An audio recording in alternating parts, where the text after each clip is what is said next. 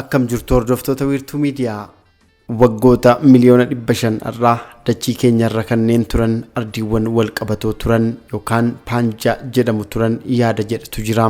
Ergasii waggaa miliyoona 180 irraa immoo garbawwan Atlaantikii, Paasifikii fi Indiyaan uumamuu eegalanii uumama garboota kunneeniin booda ardileen gargar deemuu eegalanii jedha sheekoon yookaan asoosamni saayinsii dhugaadha jedhamee itti amanamu kun. Gara Afrikaatti yoo deebinu humnoonni lafa jalaa dhiibanii wal dhidhiibanii Afrikaa bakka lamatti kutaa jiru jedhu qorattoonni. Sululli qinxamaa guddaan baha Afrikaa kaabarraan galaana diimaarraan kaasee hanga kibbaa lixa Moozaambikiitti diriiru kiiloomeetira 3500 dheerata. Kun humnoota lafa jalaatiin adda baqaqaa jiraachuun darbees waggaa waggaan agarsiiftuuwwan baay'achuun dhimmichaa xiyyeeffannoodhaan akka ilaallu taasiseera. Kirkirri lafaa tibba darbe gaara Fantaalleetti mudate bakkeewwan garaagaraatti sodaa uumee ajandaa kana deebisee ho'isee jira. Gammoojjiin Rift Vaalii naannoo Affaar irraa kaasee hanga Moozaambikiitti diriiru teessuma lafaa nama hawwatu kan qaban humnoota pilaaneetii keenya bocan qorachuuf kanneen murteessaa ta'an akka ta'anis qorattoonni ni eeru. Sululli qinxamaa guddaan gaanfa Afrikaa gara kaabaatti lafa diriiraa Itoophiyaa fi gara kibbaatiin lafa diriiraa Somaaliyaa gidduutti argama. Gammoojjiin kun sochii humnoota teektonikii lafaatiin kan uumamu ta'uu Naashinaal Ji'oogiraafiin hubachiiseera. Tilmaamni mul'achuun adda ba'u yoo xiqqaate waggoota miliyoona 138 duraa akka turetti kan tilmaamamu yoo ta'u yeroos Ameerikaan kibbaa fi Afrikaan ardilee adda addaatti qoodamanii malee tokko turanii jedha gabaasni marsariitii saayinsii UK keessatti argamu IFL Saayinsii. Sululli qinxamaa guddaan Afrikaa baaxiiwwan Afrikaa gargar qoodee galaanni haaraan akka dhalutti taasisuu danda'a. Kun bu'aa qabaatus sodaan ni jira. Itoophiyaan lamatti citti galaanni gidduu ishee darbaa gubbaa galaana diimaatii haga Moozaambikiitti galaanni haaraan lafa addaan qoodee mul'ata. Yoo kun ta'u namoonni baqachuu fi lubbuun namaa darbuu waan danda'uuf taateen uumamaa kun gatii nama hin gammachiifne baasisuu danda'a ta'a jedha. Garuu kun waan hin oolledha jedhu saayintistoonni.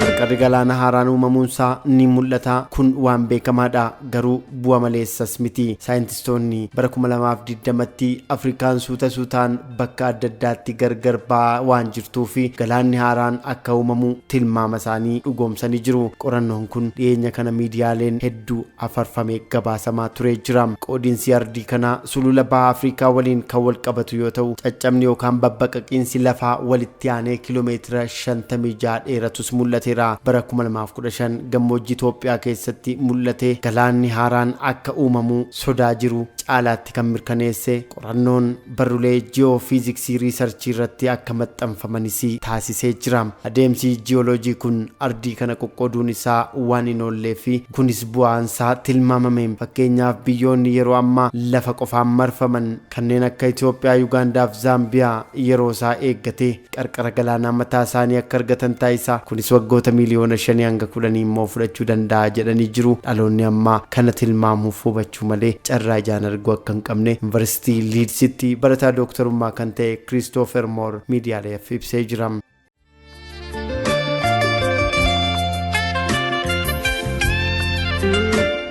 Gargar baqaquun ardii Afrikaa kun biyyoota qarqara galaanaa haaraa akka badhaasu kunis shakkii malee ta'uunsaa akka noollee mirkaneessanii biyyoonni garuu lama lamatti cituun isaanii waan gaddisiisaa biraadha. Namoonni yeroo gara yerootti baqachuu fi buqqa'uun akkasumas lubbuun namaa darbuu taateewwan kana keessatti mudachuu waan danda'uuf gatii nama baasisuunsaa waan nama gammachiisu akka hin taane himu. Haa ta'u malee qarqara galaana haaraan uumamuun isaa carraa guddina dinagdee kumaatamaan lakkaa'aman akka inni banu saayintistoonni kunneen eeranii jiru. Biyyoonni kunneen buufata doonii haaraa daldalaaf ta'u akkasumas bakka qurxummii qabuu fi bu'uuraalee intarneetii galaana jalaa akka argatan beekamaadha. Kunis dandeettii dinagdee isaanii akka jijjiiru shakkiin hin jiru. Golbii yookaan baqaqi teektonikiidhaan uumame kan Somaaliyaa Nuubiyaa walirraa adda baasee itti fufee jira. Adda qoodiinsi kun ardii xiqqaa uumee jira. Kunis Somaaliyaa har'aa fi kutaalee Keeniyaa, Itoophiyaa fi Tanzaaniyaa kan hammatu ta'a. Galoon galaana Ideniif galaanni diimaan yeroo booda gara naannoo Affaar Itoophiyaa fi gammoojjii Riiftii Afrikaa bahaatti lola'uudhaan galaana haaraan akka uumamu taasisuu isaa Yuunivarsiitii Kaalifoorniyaatti ogeessi ji'oofiiziksii galaanaa Ken Maakdoonaald miidiyaaleef ibsanii jiru.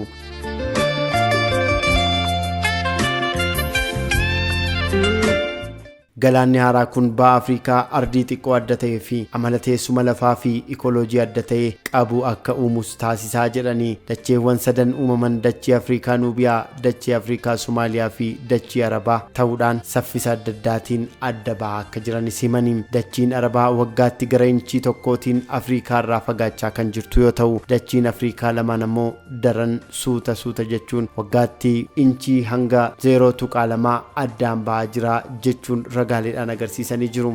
Liitosferri lafaa kan irra lafaa fi kutaan gubbaa maantilii jedhamurraa ijaarame baqqaanota teektonikii hedduutti qoodamee kan dhaabbate osoo hin taane saffisa adda addaatiin walitti dhufeenyaan kan socho'udha. Humnoonni teektonikii dirra lafaa sochoosuu qofa osoo hin taane akka ciccitan taasisuu danda'u. Kunis ciccitiinsa uumuu fi daangaa dachii haaraa uumuuf kan geessu ta'us danda'a. Adeemsi kun naannoo lafa gadi dhooqaa gammoojjii sulula Qiinxamaa yookaan Rift Valley jennuun akka uumamu kan taasisuu fi kunis lafarrattis ta'e galaana jalatti uumamuu danda'a. Sululawwan gammoojjii ciccitaa ta'an kun sochii golba teektonikii lafaatiin kanneen uumaman ta'uu Naashinaal Joogiraafiin hubachiisee jira.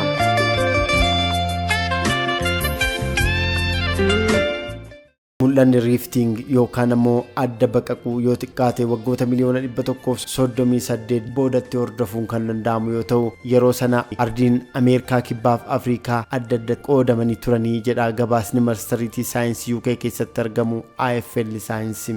Waggoota miliyoona 30 darban keessatti dachiin Arabaa suutaan Afrikaa irraa fagaachaa akka dhuftee fi kanaan duras galaana diimaaf galoo galaana Eden akka uumamu kan taasise ta'us NBC'n gabaasee jira. Daataan seesmikii qorattoonni argatan akka agarsiisutti adeemsi teektonikii wal fakkaataan uumamuu, adda bahuu yookaan gargar qoodamuu garaa lafaa jalaa galaana irratti humnoota kan akka kakaasee eeranii. Deemsi adda bahuu dachii kun yeroo muraasaaf kan uumame ta'us qoqqoodinsi ta'uu danda'u. Kun bara 2018tti yeroo caccabiinsi guddaan gammoojjii Rift Valley Keeniyaa keessatti mul'ate addunyaan guutuutti mata duree oduu godhatee ture. Kunis adeemsa adda qoodamuu itti fufee jiruu fi dandeettiin bishaan galaanaa haaraa uumuu qabu kan mul'isu ta'uun mirkanaa'ee jira.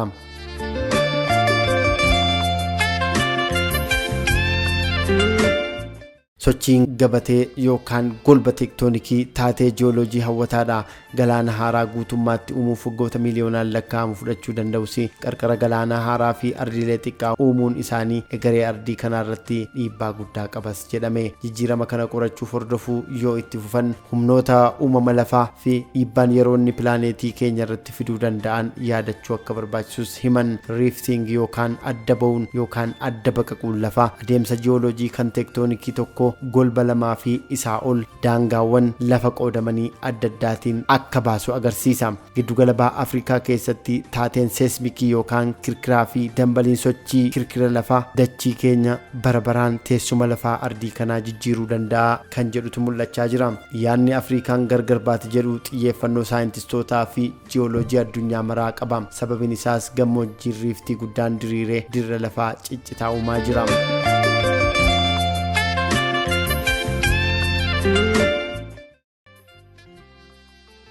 Giddugaleessa ba'a Afrikaatti kan argamu zooniin ardii Afrikaa suutaan adda qoodamaa jiraachuun agarsiiftuu tilmaama saayinsii kanaati. Sirni riiftii ba'a Afrikaa fakkeenya guddaa golba teektonikii adda addaa kan walirraa harkisuu yoo ta'u, golbi Afrikaa amma qaamolee adda addaa lama ta'ee mul'ata. Golba teektonikii Somaaliyaa fi golba teektonikii Nuubiyaa guddichaa jedhanii ni jiru. Isaanis kallattii faallaa ta'een socho'aa akka jiranidha. Sochiin teektonikii kun galaana jaaffaa dachii keenyaa uumuudhaan gumaachuu akka danda'u eeran. Teessuma lafaa ba'a Afrikaa irra deddeebi'ee akka bocuu fi adeemsa yeroo tokko pirootokontinent bal'aa Paanjiyaa yookaan ardii biroo waliin maxxanee ture yookaan ammoo maxxanuu danda'a yaadrimee jedhu of keessaa qaba. Ardiin Afrikaa gargar ba'uun isaa egeree ishee irratti dhiibbaa guddaa qaba. Gammoojjiin riiftii ba'a Afrikaa bal'achuun isaa itti fufee waan jiruuf naannoo fi haala qilleensaa naannichaa bu'uuraan jijjiiruu akka danda'u himu saayintistoonni kunneen. Jijjiiramni kun hedduminaan lubbu qabeeyyii, qabeenya bishaanii fi qonnaa irratti illee jijjiirama uumuu akka danda'udha. Jiraattota ba'a Afrikaaf qormaataaf carraas fiduu akka danda'u qorattoonni tilmaamanii jiru. Kana malees suutaan addaan ba'uun kun teessuma ji'opolitikaa ardii kanaa irratti dhiibbaa uumuu danda'a. Sababni isaas daandiin galaana haaraan uumamuu waan danda'uuf daangaa naannoo isaanii irra deebi'anii madaaluu isaan barbaachisa. Carraa haaraa daldalaa fi quunnamtiif illee uumuu mala. taateen jiyooloojii kun namoota tokko tokkoof warraaqsa fakkaachuu danda'u sim dhugumatti baay'ee baramaadha. Kaartaa yoo ilaalle Afriikaaf Ameerikaan kibbaa akkamitti akka gaariitti akka wal simatan ogeessonni artificial intelligence fayyadamuudhaan agarsiiftuu kana mirkaneessanii jiru. Kunis yeroo tokko lafti kun wal qabatoo ture, yeroo booda lafti kun sababa mid Atlantic Ridge jedhamuun adda qoodamee ture jechuun ibsu. Afrikaan yeroo muraasa booda bakka lamatti kan gargar ba'uuf jirtu yoo ta'u, sababa sirrii ta'e adda baasuun sababa kana jechuudhaaf qorattoonni ammallee biran geenye. Zooniin bal'aan sochii seismikii fi ragaaleen amma akka agarsiisanitti baqaquun lafaa sababa rooba cimaa naannoo sanatti roobeen ta'uu danda'a kanneen jedhan jiru. Kanneen biraammoo volkaanoowwan mul'achuun burqaan bishaanii lafa jalaa bahuun caalaatti dhimmichi qorannoodhaan akka mirkanaa'uuf akka qoratan isaan taasisuu himu. Kirkirri lafaa tibba darbe Fantaalleetti mudate mallattoon isaa Finfinnee dabalatee bakka garagaraatti namoota sodaachisee ture. Humnoota lafa jalaa ardichaa gargar baasaa jiraniin akka wal qabachuuti malu qorattoonni ni eeru.